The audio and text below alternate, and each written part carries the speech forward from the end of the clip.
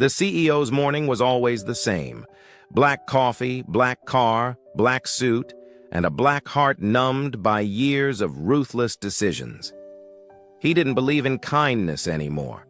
He believed in profit margins, silence, and control. That morning, he stepped out of his luxury sedan, coffee in hand, eyes locked on his phone screen, already barking orders to a nervous assistant. But then, he heard a voice. Low, raspy, almost like wind brushing against broken glass.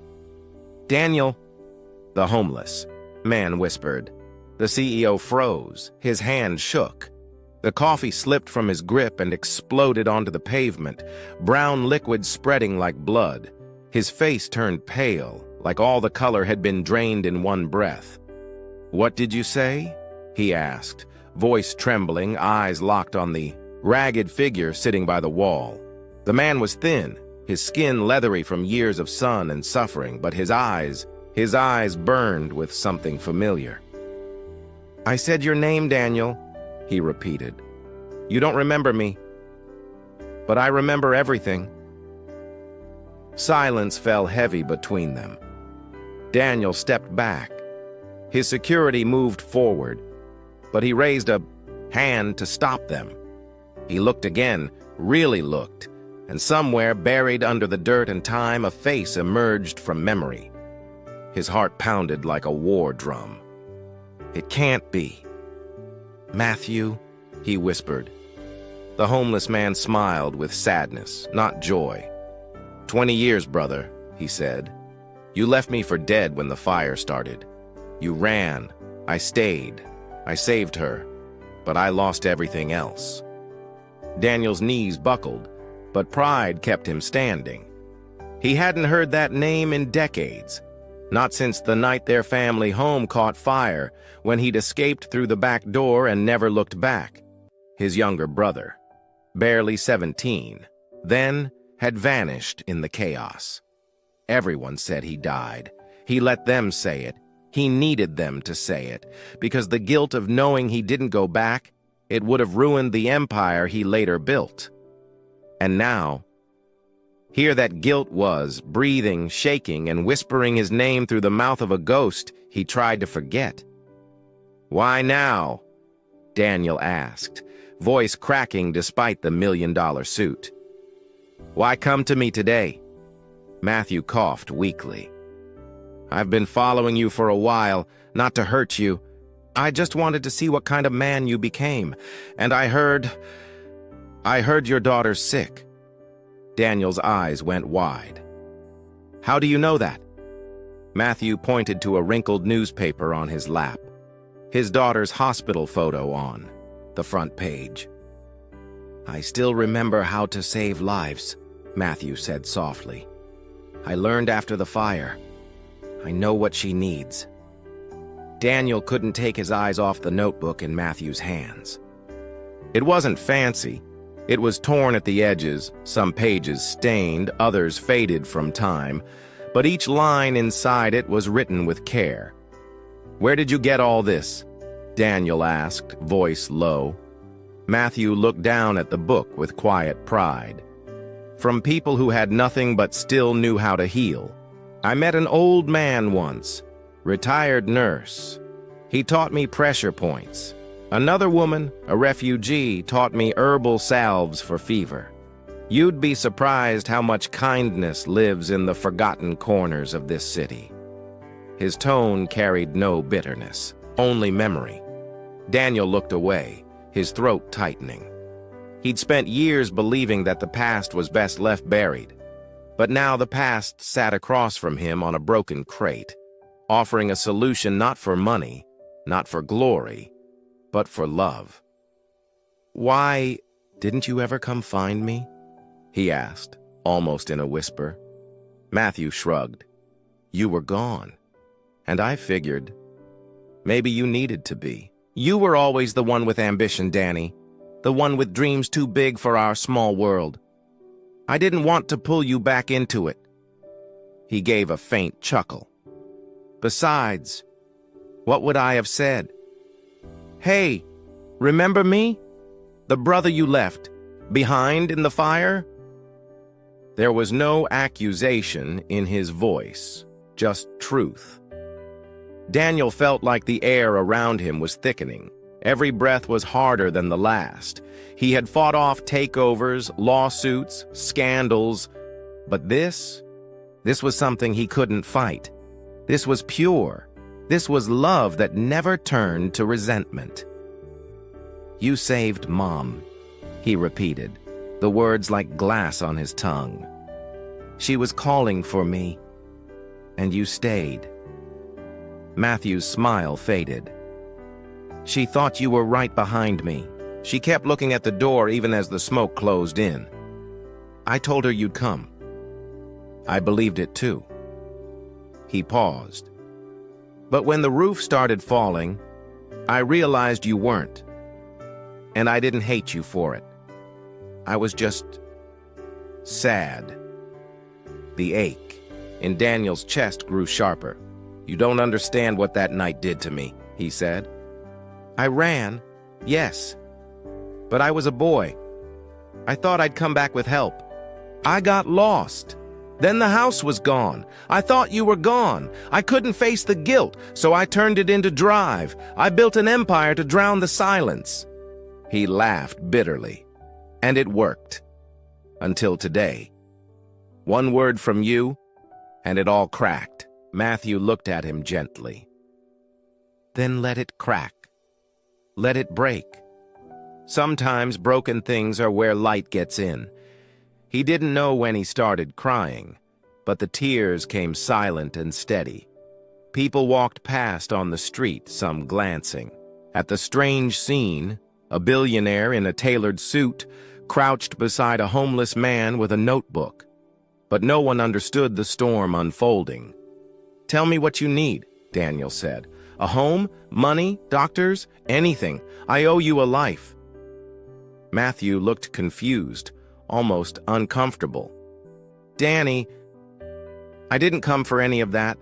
I came because I read about your daughter. I thought maybe I could help. That's all. I sleep better knowing I tried, even if I fail." Daniel grabbed his shoulder. "You won't fail. You've already done more than most people in my life. You stayed. That's what matters." Matthew looked down at his hands, scarred, calloused, stained with years of street survival. "These aren't doctor's hands," he said softly. "They're not clean. They're not trained." Daniel looked at them too. "But they saved lives. And that's more than I can say about mine." He stood, brushing off the dirt on his knees. "Come with me, please. She needs you. I need you." They drove in silence. Matthew sat in the back of the luxury SUV like he didn't belong there, his eyes darting to every blinking light, every polished surface. He didn't speak until they reached the hospital. "I've never been in one this clean," he said, with a shy grin. Daniel didn't laugh. "Then it's time," he replied.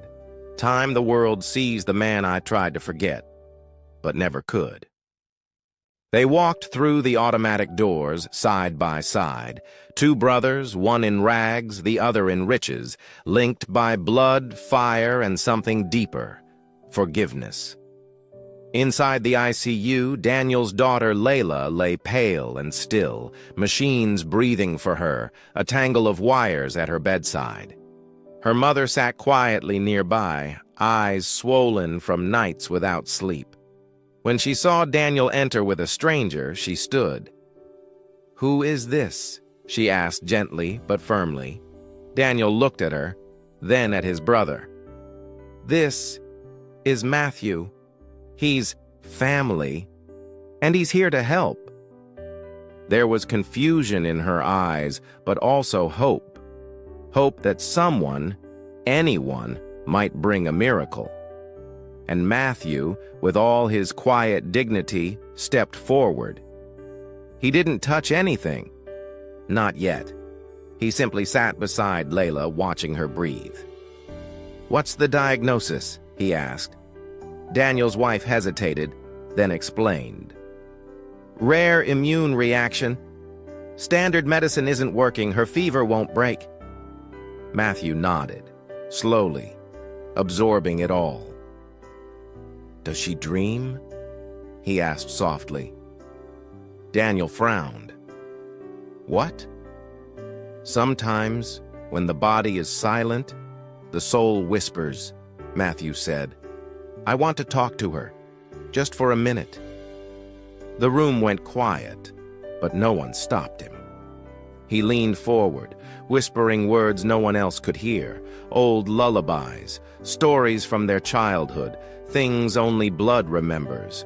He placed a warm hand on hers, eyes closed. Minutes passed. Then, he opened his eyes. She's strong, he said, but she's scared, not of dying, of being forgotten. That line hit Daniel like a hammer. She won't be, he said hoarsely. Not if I have to give up everything to save her. Matthew smiled. Good, because she needs love more than medicine right now. That night, Daniel couldn't sleep. Not because of the usual boardroom noise in his mind, but because of silence. The silence between heartbeats, between breaths, between words left unsaid for 20 years. He sat in the hospital hallway, watching Matthew sleep upright in a chair next to Layla, one hand gently on hers. It wasn't medical. It was human. Daniel had spent his whole life buying the best doctors, best machines, best drugs. But he realized now, love was the oldest medicine, and he had forgotten it. In his world, power meant everything. Men respected him, investors feared him, headlines chased him. But none of that helped him sit with his daughter in the dark and whisper stories when she whimpered in her sleep. Matthew did that without being asked. He sang an old lullaby their mother used to hum when the lights went out in their childhood, Room. Daniel had forgotten the tune. Matthew hadn't. And that somehow stung more than any corporate betrayal he'd ever endured. It made him feel small, not punished, humbled. The next morning, Daniel didn't bark orders. He fetched breakfast quietly. He sat with the nurses and asked about their lives. He even smiled at a janitor who had always been invisible to him. It wasn't for show. Something inside had shifted. He wasn't sure when exactly. Maybe when he saw his brother reading prayers over Layla's bed. Maybe when he realized Matthew knew her favorite stuffed toy without ever meeting her.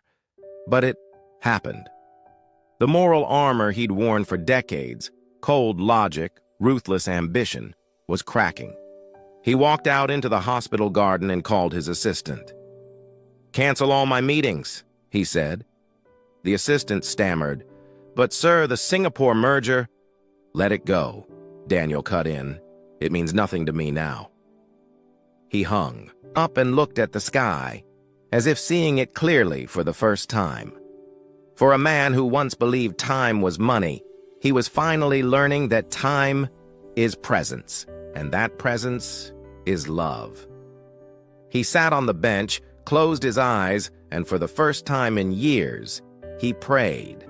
Not for success, not for survival, but for peace. Later, as Matthew sat sketching something in his notebook, Daniel leaned over. "What, are you drawing?" he asked. Matthew showed him. It was a garden, not a real one from memory, their childhood home, before the fire, before everything fell apart. "I never wanted to forget it," Matthew said, "because forgetting good things is how you become hard." Daniel nodded, ashamed. "And I tried to forget everything. The fire. You. Her." Matthew didn't scold him. He just said, No! That's why I never stopped remembering. Someone had to carry the light." That evening, Layla's fever spiked again. Alarms screamed. Nurses rushed in. Daniel stood frozen as the machines blared, numbers dropping, red lights flashing. For all his wealth and power, he was useless in that moment. His hands trembled. "Do something!" he shouted. But the doctors were already moving, already pushing medications, already trying. He looked to Matthew, who had stepped into the hallway, pale and silent. "Do something," Daniel repeated, barely a whisper this time. But Matthew didn't move, not yet. His eyes were glassy, haunted. Then Matthew walked back in, slowly, calmly, as if the chaos couldn't reach him. He knelt beside Layla, pressed a hand to her forehead and closed his eyes. "It's not her body fighting now," he said. "It's her spirit, and spirits don't heal through needles. They heal through love." Daniel scoffed in panic. "This isn't magic. This is medicine." But his voice cracked under the weight of his own fear. Matthew didn't flinch. He leaned in and began to whisper again. Soft, broken lullabies, childhood stories, their mother's words. Daniel watched, unable to look away. The man he once believed was dead was now saving the one person who gave his life meaning. He remembered how Matthew had held their mother's hand through the smoke, how he'd carried hope through the streets for 2 decades, how he asked for nothing, not even forgiveness. And now, when he could have walked away, Matthew was kneeling before his niece, whispering love like a healing spell, like a prayer. Daniel's knees gave out, and he sank to the floor beside them. Tears poured down his face, raw and real. "I left you," he whispered. "You stayed behind, and I left you. I built towers out of guilt and silence. I bought peace instead of facing the fire. And you waited. You remembered her. You remembered me." Matthew didn't stop singing, but his voice broke for a moment. That was enough. The hospital room wasn't just filled with machines and IVs now. It was filled with memory, with regret, with hope, with love too old to die and too pure to be destroyed. The monitors calmed. Layla's fever dipped, just slightly, but enough. Enough for the nurses to step back, enough for the room to quiet. Daniel clutched his daughter's tiny hand and whispered, "You're going to be okay, baby. Your uncle's here. He's here. And he's the light we lost." He looked at Matthew, eyes swollen, soul shattered, voice shaking. "Stay, please. I don't care if the world thinks you're a nobody. You're my brother. You're her hero." And in that silence, Matthew smiled and cried for the first time in 20 years. Long after the doctors left and Layla's breathing steadied, Daniel found Matthew outside on the hospital roof, staring at the stars. He stood beside him in silence, unsure how to begin. Then he asked, "Why didn't you tell me you were homeless?" Matthew gave a faint smile, still watching the sky. "Because being homeless doesn't mean you're empty. And because I didn't want your pity, I wanted to matter for something real." His voice was soft, but every word struck like thunder. Daniel sat beside him, unable to look away. "How long?" he asked. "How long have you been out there?" Matthew exhaled. 19 years. Some winters were colder than others. Some nights. I didn't think I'd make it. But every time I closed my eyes, I remembered Mom's voice. And yours. The way you used to read to me under the covers. I held on to that. His eyes glistened, but he didn't cry. Because Matthew didn't cry for himself. He had made peace with pain a long time ago. Daniel covered his face with his hands. And I was living in glass towers, with fireplaces, with staff, while my brother was sleeping in alleys. Matthew didn't flinch. You didn't know. And even if you did, I don't think I'd want you to carry that guilt forever. We all walk different paths, Danny. Mine just happened to lead through shadows. But even shadows have stories." He paused, looking down at his hands. "Did I ever tell you I once gave my coat to a boy who was crying in the rain?" He reminded me of you. Daniel looked up, his heart breaking open. "Why didn't you ever ask for help?" Matthew shrugged. "Because sometimes being invisible lets you see the world more clearly. I've seen kindness in strangers who had nothing. I've watched mothers share one meal with 3 children. I've watched people fight for love without needing reward. That's what matters. Not the noise, not the headlines. Just love, quiet, ordinary, sacrificial." His voice shook just once. "And I was okay with being forgotten, if it meant someone else could feel remembered."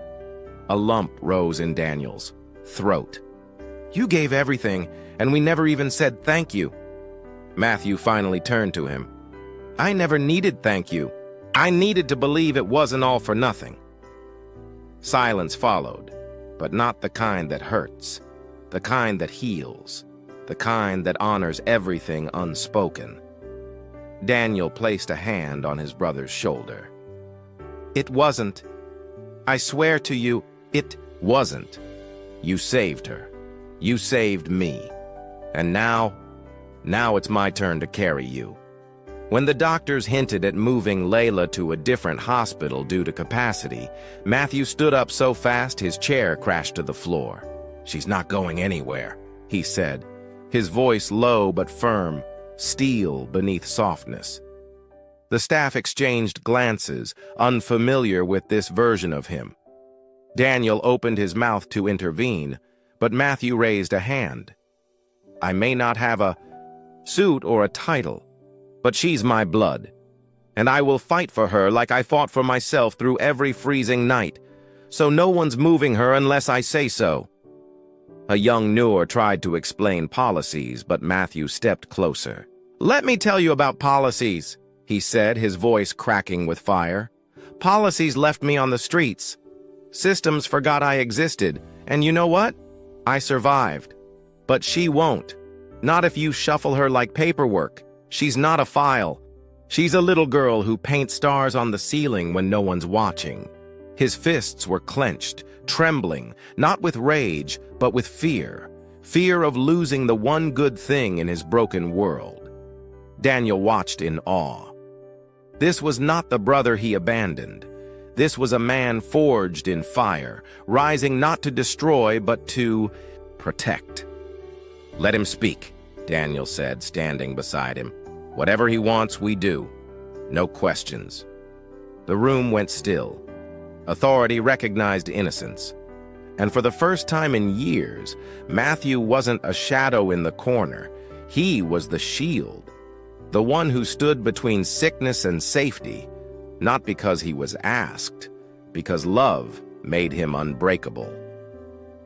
Later that night, when Layla cried out in her sleep, it wasn't Daniel who reached her first. It was Matthew, instinctive, alert, already by her side. He whispered, "Shh, I'm here, Starlight. Uncle's right here."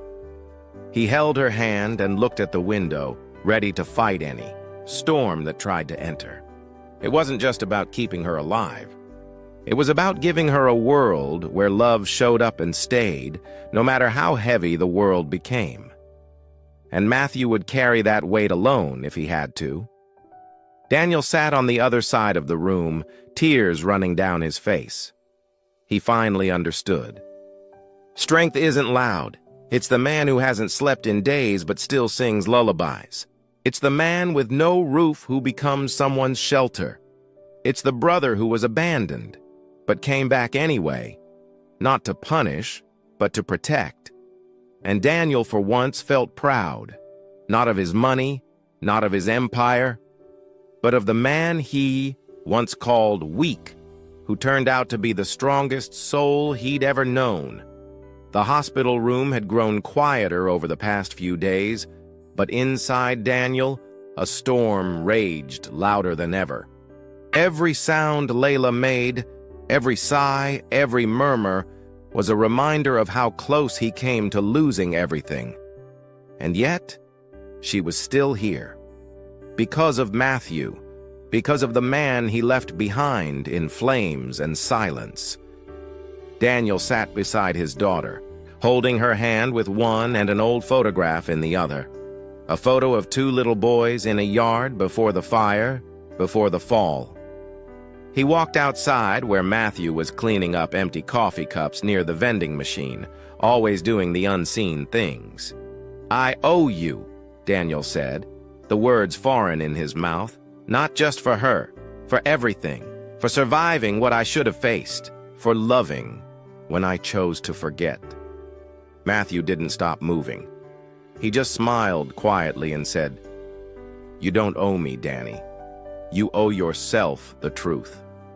That sentence didn't accuse, it invited. And it shattered Daniel more than any confrontation could have. That night, Daniel returned to his penthouse for the first time in days. He walked through the marble floors, the untouched rooms, the cold perfection, and hated it all. He picked up a framed award off the shelf and stared at it. To Daniel Cross, Visionary of the Year. He smashed it against the wall. The sound echoed. Then he called the office. "Shut it down," he said. "The merger, the trip, everything. I don't want to be remembered for profit. I want to be remembered for people." And then, just like that, the old Daniel began to. The next morning, Daniel returned to the hospital in jeans and a sweatshirt. No suit, no guards, no assistant. He handed Matthew a bag with new clothes and a key. "To the beach house. You used to love that place." Matthew blinked. "Why now?" Daniel looked at him, eyes heavy. "Because I finally remembered what being a brother feels like. And because I can't change the past, but I can show up for the future." For the first time, Matthew accepted without resistance. Not because he needed it, but because Daniel finally meant it. And when Layla woke up fully days later, Daniel and Matthew were both there, each holding one of her hands. She smiled faintly and Daniel leaned down. "Your uncle saved your life, baby girl, and he saved mine too." Layla looked at Matthew and whispered, "Are you staying?" Matthew's voice cracked, but he said, "Forever, if you'll have me." Daniel turned to him and added, "Not just in our lives, Matt. In our home. This time, no more locked doors, no more goodbyes, only second chances. And this time, I won't waste mine." The doctor stepped out of Layla's room with a clipboard in his hand and a look Daniel couldn't read.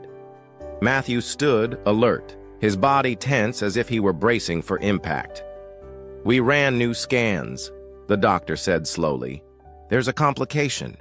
Her immune system is reacting hard. If we don't stabilize her tonight..." He didn't finish. He didn't have to. Daniel's legs almost gave out. The hallway suddenly felt like it was closing in. The world shrunk down to one child's heartbeat and one impossible choice. Back inside the room, alarms started again. Layla's tiny chest heaved with shallow breaths. Nurses moved quickly, adjusting fluids, whispering updates into radios. Daniel froze, but Matthew didn't. He stepped forward, past the machines, past the noise, until he was right beside her. He looked at the nurse and said, "Give me 5 minutes, alone." She hesitated. Daniel nodded. The room cleared. And in that silence, Matthew fell to his knees beside the bed and began to whisper, not out of fear, but with faith burning behind every word. "Layla," he said softly, "do you remember the stars I drew for you? They're still there. All of them. And right now, I need you to fight. Not because you're afraid, but because you're stronger than fear." His hands trembled over hers. "I lived in the dark for 20 years.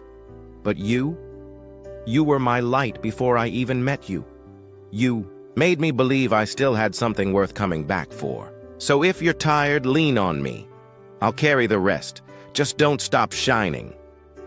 His voice cracked, but the fire never dimmed. Outside the glass, Daniel watched, breath caught in his throat. He saw not just a homeless man, not just a brother, but a warrior in quiet armor. The machines beeped, then steadied, just a little, then more. A nurse gasped softly. Daniel burst into the room. "It's working," he whispered, eyes wide. Matthew didn't even look up. He just kept whispering, forehead to forehead with Layla, as if willing her soul back from the edge with every ounce of love he had left. And somehow, it was enough. It was actually enough. Tears streamed down Daniel's face. "She heard you," he whispered. "She's fighting." Matthew looked up, exhausted but burning with hope. "She's not done, and neither are we." In that moment, the line between miracle and medicine blurred. The machines stabilized, her breathing softened. And Daniel realized something deeper than science had just occurred. Not because of money, not because of power, but because one broken man refused to give up. And his love awakened the light in all of them. Perfect. Let's now bring this story to a soulful and emotionally satisfying ending, one filled with clarity and hope. This is the moment where everything painful begins to make sense, where wounds become wisdom, and where the audience feels peace in their chest and tears in their eyes. It's not about tying every thread perfectly. It's about reminding people that even broken lives can bloom again. This ending will follow your 5-line paragraph structure, fully punctuated for AI voices, Natasha and Adam in CapCut, and written with emotional grace and warmth. Weeks later, the hospital room was empty, but full of memory. Layla had gone home, smiling, stronger, and always asking, "Is Uncle Matt coming today?" The answer was always yes. Matthew, now clean-shaven and steady, had started painting again, using a tiny room above Daniel's garage. But it wasn't the strokes or the colors that mattered. It was the peace, the quiet peace of a man who had finally been seen, finally been loved without condition, finally allowed to rest his soul somewhere safe. Daniel sat beside him on the back porch and, evening, watching the sky turn orange. "You still talk to the stars?" he asked with a smile. Matthew nodded. "Every night. Except now, I don't have to ask if I belong under them. I know I do." Daniel swallowed, his voice soft. "I don't think I ever told you I loved you." Matthew looked at him, eyes gentle. "You just did. Not with words, with everything else you've done since." And in that quiet, nothing more was needed. The silence was full. It was whole. The next week, Daniel stood in front of his board of directors with Matthew seated behind him. "This company has spent years valuing numbers over people. That ends now. Starting today, 10% of our profits go to a housing initiative for families like mine, for brothers like mine." Gasps moved across the room. Daniel didn't flinch. "We're not losing profit. We're gaining purpose." Later, when reporters asked who inspired the change, Daniel said just 2 words. He did, nodding to the man in the second row, quietly wiping his eyes. Back at home, Layla sat on Matthew's lap as he read her a story. One he'd written himself. It was about a man made of stars who lived in shadows, but never stopped loving the light. She looked up at him halfway through. "That's you, isn't it?" Matthew smiled, kissed her forehead, and whispered, "Maybe, but I think it's you. Now, too." And as she fell asleep in his arms, Daniel watched from the hallway, heart full. His home wasn't perfect. His past wasn't erased. But his future had finally found its way home, and as the credits of life rolled forward, quietly, gently, three souls sat under a night sky painted with stars. No longer lost, no longer silent, just together, just healed. And somewhere far away, under that same sky, a forgotten name was finally remembered. Not as a tragedy, but as a triumph. Because in the end, love wasn't about being loud. It was about showing up, staying, and choosing to hold hands in the dark until the morning came.